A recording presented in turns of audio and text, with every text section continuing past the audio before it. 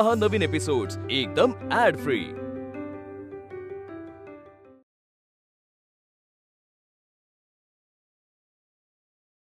विचार कर, घरामध्ये वादळ आणायचं का असलेला आनंद टिकवायचा?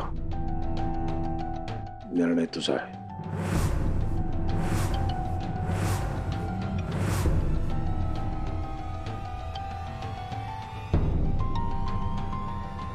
मी माघार घेते।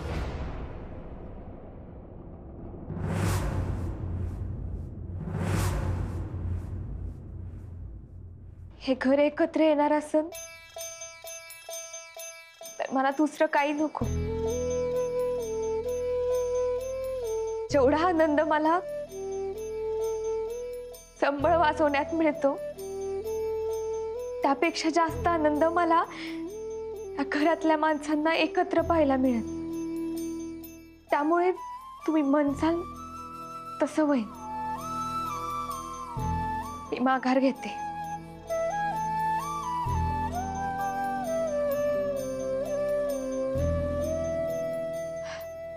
येते मी।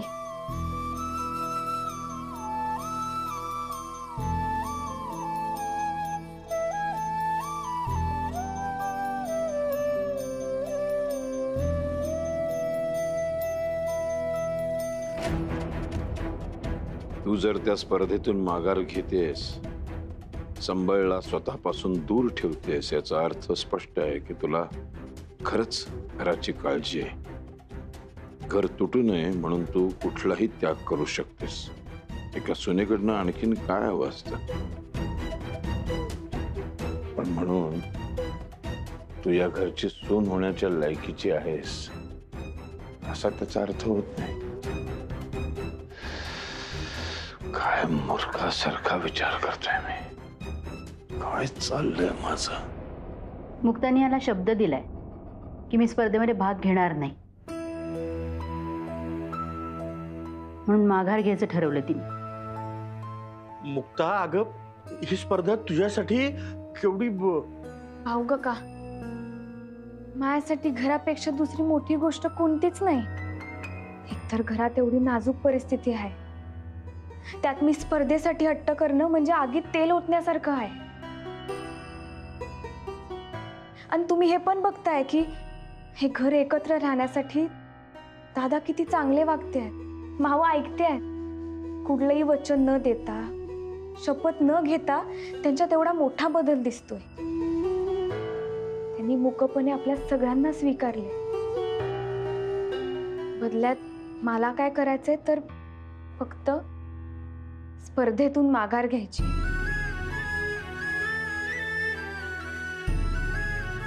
मुक्त नको असं म्हणू, आपण असा काहीतरी मार्ग शोधून काढू ना की निदान हे तुला अडकाठी तरी करणार नाही आणि तुला स्पर्धेमध्ये भाग घेता येईल। मोठी आहे ते कसं शक्य आहे? यांना काय प्रॉब्लेम आहे की तू मुक्ता नगरकर म्हणून संबळ वाजवते, पण मुक्ता शिंदे म्हणून तू वाजवू शकतेस संबळ। एकदम करेक्ट पॉइंट बोललीस तू आई, एकदम करेक्ट। हे बघ मुक्ता, तसंही तुला तुझं हे संबळचं शिक्षण, ही कला ही तुला तुझ्या घरातूनच मिळाली आहे ना, आणि तुझी इच्छा होतीच की तुला तुझ्या वडिलांचा हा वारसा पुढे घेऊन जायचा आहे। सो मला तरी वाटतं की आई जे म्हणते ते बरोबर आहे। तू तुझं माहेरचं आडनाव लावणं कधीही योग्यच आहे। अगदी बरोबर बोललास सारंग। तुझ्या या कलेवर नगरकरांचा काय बी हक नाही, आणि अण्णांचं नाव लावशील ना तर अण्णांना अभिमानच वाटेल तुझा। नाही, तुम्ही सगळे वरवरचा विचार करताय। प्रश्न फक्त नाव बदलण्याचा नाही आहे। मी जरी शिंदे आडनाव लावलं तरी माझी आजची ओळख नगरकरांची सून हीच आहे। त्यापेक्षा महत्वाचं म्हणजे मी स्पर्धेतून माघार घेते असा शब्द मी दादांना दिलाय, तो मी मोडू शकत नाही।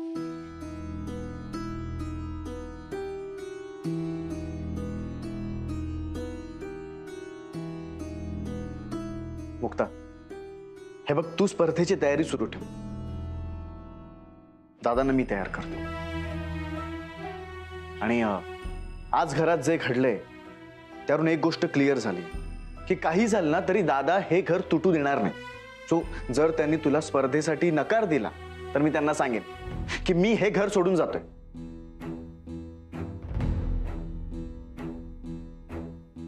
मग रेणुकाचं लग्न असो किंवा अजून दुसरं काही असो. पण परत तेच होणार.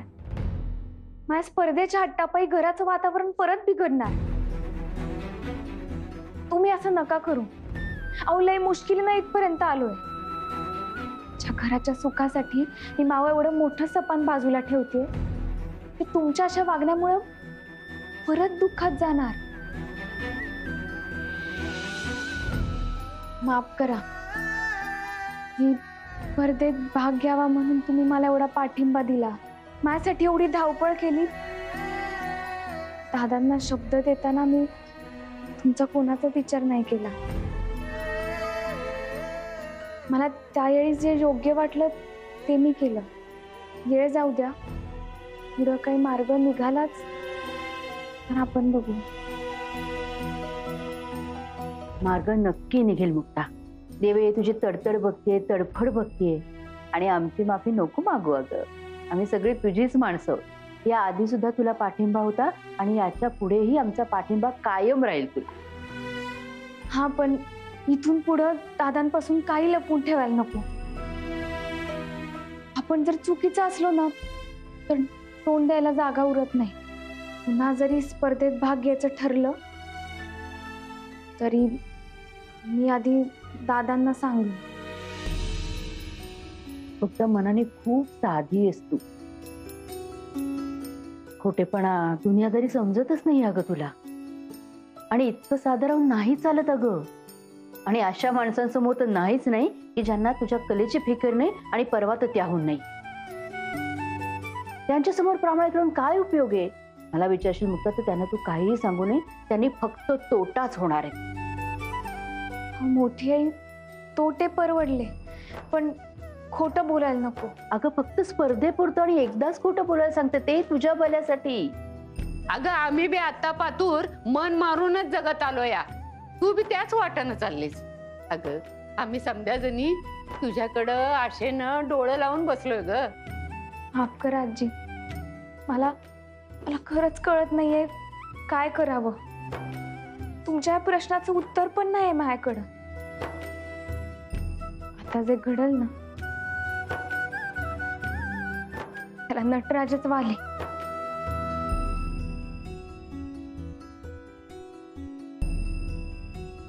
सेलिब्रेशन साठी सगळे डायनिंग टेबलवर वाट बघतायत. चल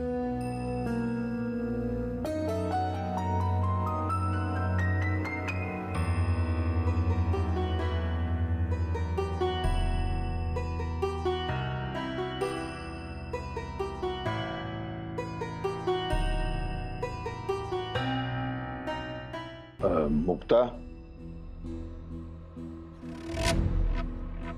इकडे.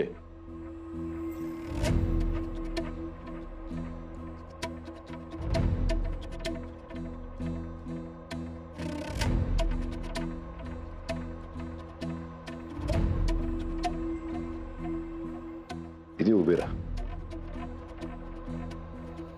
तुम्ही सगळेजण पाहताय आम्हाला दोघांना. आम्ही सारखे एकमेकांबरोबर फिरतो आहोत, एकमेकांशी बोलतो आहोत, हसतोय. दोघं एकत्र येऊन निर्णय घेतोय. त्यामुळं काहींच्या भुवया उंचावल्या असतील, काही जण सुखावले असतील, काहींना खूप आनंदही झाला असेल. या सगळ्याचं उत्तर अतिशय साधं आणि सोपं आहे. जे काही आपल्या घरामध्ये वादविवाद, भांडणं झाली आहेत, एकमेकांच्या बद्दल एकमेकांच्या मनामध्ये जो द्वेष निर्माण झालाय, हा सगळा संपवण्यासाठी केवळ आम्ही एकत्र आलेले आहोत. आत्ता जरी रेणुका आणि वेदचं लग्न हे कारण असलं तरी सुद्धा माझी अशी इच्छा आहे की ह्यांचं लग्न झाल्यानंतर, रेणुका तिच्या सासरी गेल्यानंतरही हे वातावरण असंच राहू दे. आपल्या मनामध्ये एकमेकांबद्दल प्रेम असायला हवं, आदर असायला हवा. या घराचे जे काही नियम आहेत, शिस्त आहे, ती आपण सर्वांनी पाळायला हवी. मनामध्ये एकमेकांबद्दल किलमिश सुद्धा असता कामा नये, अशी एवढीच माझी इच्छा आहे. आणि ही जबाबदारी आपल्या सर्वांची आहे. तेव्हा सर्वांनी आपण छान एकत्र आनंदाने राहू. हं?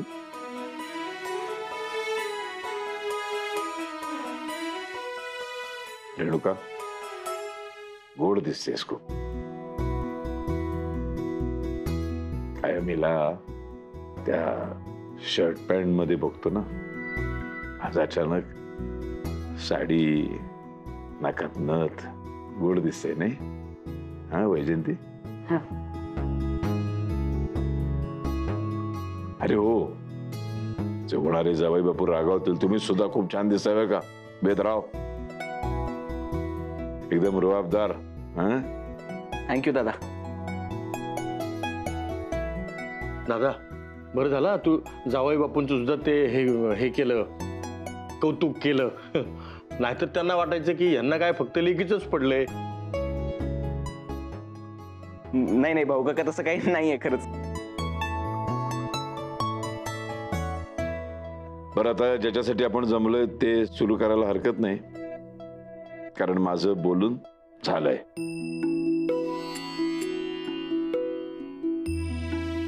घ्या, वाढायला घ्या.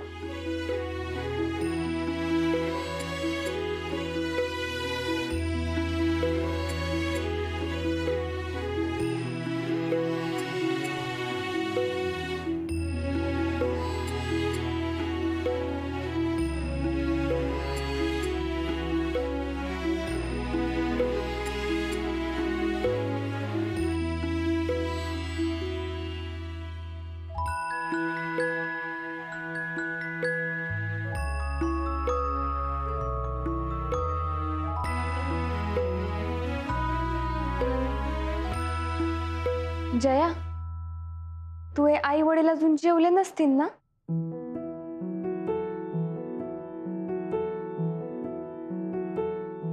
मग घेऊन जा, मी ताट तयार करून देते.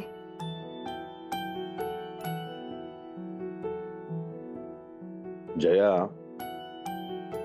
बोलली नाहीस तरी मनात काय चाललंय ते ओळखता येतं मला.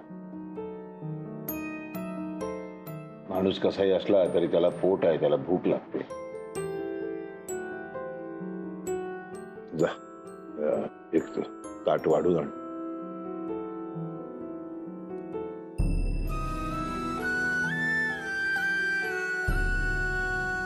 तुझ्या वडिलांना घेऊन जा. हं? आणि तूही जेवून घे नंतर.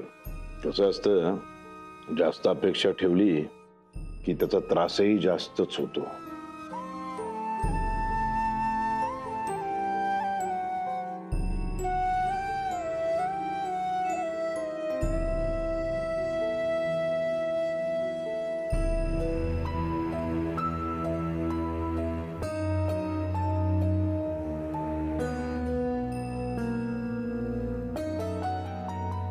बोलण्यात बहिणीची काळजी पण दिसते, पण दाखवायची नाहीये. बळच चिडून बोलणार. आतून काळीच तुटत असलं तरी तोरा काही केल्या सोडायचं नाही. असे कसे थे? हेच प्रेमाने बोलले असते, जयाला किती बरं वाटलं असतं.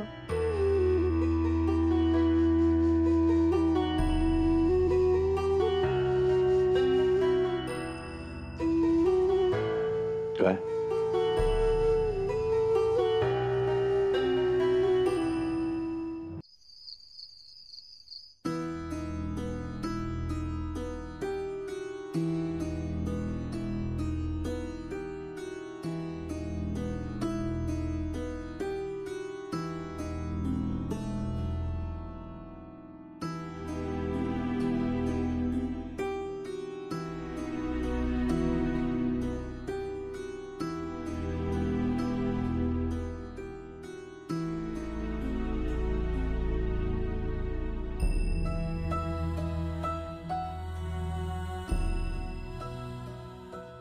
मुक्ता, काय झालं? काय एवढी अस्वस्थ काय तू? अहो, मी स्पर्धेतून माघार घेत नाहीये हे आपण दादांपासून लपवलंय. दादांना समजल्यावर ते किती चिडतील, यापेक्षा त्यांना किती वाईट वाटन हे विचारानच मला काळजी वाटायला लागली. मुक्ता, डोंट वरी. हे बघ, तू काहीच काळजी करू नको. शांत झोप आता, सगळं ठीक होईल. चल झोप.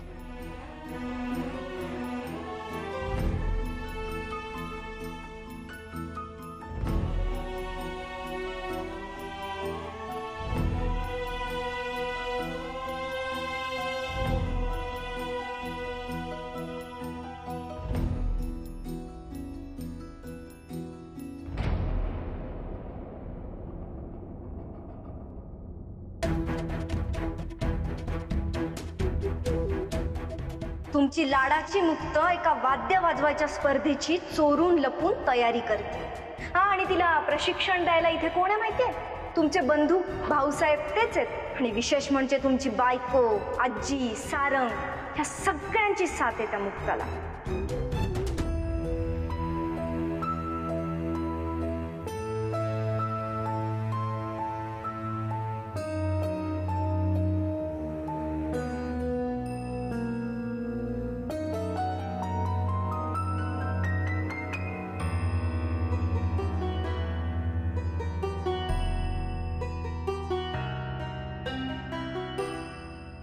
रात्रीचे 2:30 वाजले.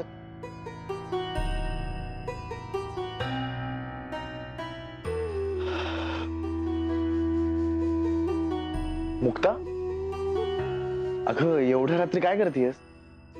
हो, तो कालचा अभ्यास राहिला होता तोच पूर्ण करते. आजचं उरलेलं उद्यावर ढकललं तर उद्याच ठरवलेलं होणार नाही ना, म्हणून. अच्छा, इंग्लिश करतेस? हा, ते ग्रामेरचं राहिलेलं ना. मुक्ता, ग्रामेर नाही, ग्रामर. Grammar, grammar. अच्छा, हा, मी विसरलेच होते. पण असं कसं आहे हो इंग्लिश? म्हणजे मी चांगलंच लक्षात ठेवलं होतं की मराठीत जिकडं मात्रा असन त्याला इंग्लिश मध्ये ई वापरायचा. बरोबर. म्हणून मी ग्रामेर वाचलं, तर तुम्ही म्हणताय ग्रॅमर आहे. आणि जिकडं मराठीत वेलांटी असती तिकडं इंग्लिश मध्ये आय वापरायचा. अहो, म्हणून मी त्या दिवशी TIGER ला टिगेर म्हणाले. नंतर मला समजलं की ते टायगर आहे. केवढा गोड आहे या इंग्लिशचा. त्यापेक्षा ना मराठी लय सोपं आहे. वाघाला वाघच म्हणायचं, वाघच लिहायचं. त्याचं कसं आहे ना मुक्ता, अगं प्रत्येक भाषा ही वेगवेगळी असते आणि इंग्लिश भाषा या भाषेमध्ये चिन्ह वापरत नाही. सो ही भाषा फक्त शब्दांनी तयार झाली आहे. तुला समजेल हळूहळू, इझी असतं ते. हे पण मुक्ता, हे बरं आहे की तुला प्रश्न पडतायत, कारण जेव्हा आपला प्रश्न पडतात तेव्हाच आपण त्याची उत्तरं शोधतो. वय ए यार मुक्ता, पण असं अर्ध्या रात्री उठून अभ्यास करत जाऊ नकोस ग, नंतर होईल अभ्यास. अहो नाही, मला शिकायची लय हौस होती, पण परिस्थितीमुळे तिसरी शाळा सोडावी लागली. शाळेत जाताना पोरापोरींना बघायचे ना, तेव्हा जीव लय तुटायचा. तेव्हा नशिबानं साथ नाही दिली. पण आता नशीब साथ देतंय तर थकायला आणि थांबायला नको. मुक्ता, मी पण तुला शिकवताना थकणार नाही आणि थांबणार पण नाही.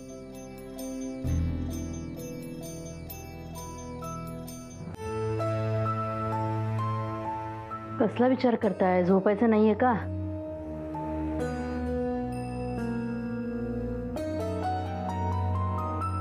आयुष्यात एक एक दिवस असा येतो जो संपता संपतच नाही. अविश्वसनीय, अनाकलनीय अशा अनेक गोष्टी त्या एकाच दिवसात घडतात. तुम्ही आणि मुक्ता एकत्र आलात म्हणून आजचा दिवस लक्षात राहील माझ्या. या घरासाठी यापेक्षा दुसरी चांगली गोष्ट कुठलीही नाहीये. मला तर या गोष्टीचा आनंद झालाय की वेदचे वडील कोणतीही आडकाठी न आणता लग्नाची बोलणी करायला तयार झाले. ही आनंदाची गोष्ट आहेच की. वैजयंती,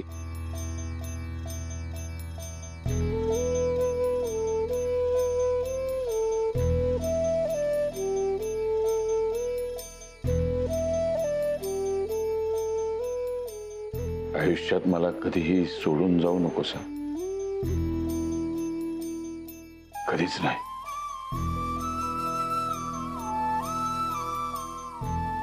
हो, नका फार विचार करू.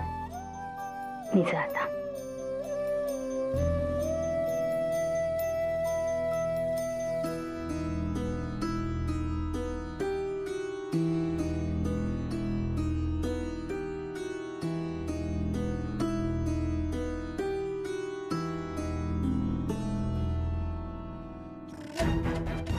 तुमची लाडाची मुक्त एका वाद्य वाजवायच्या स्पर्धेची चोरून लपून तयारी करते. हा, आणि ते कुठे माहितीये?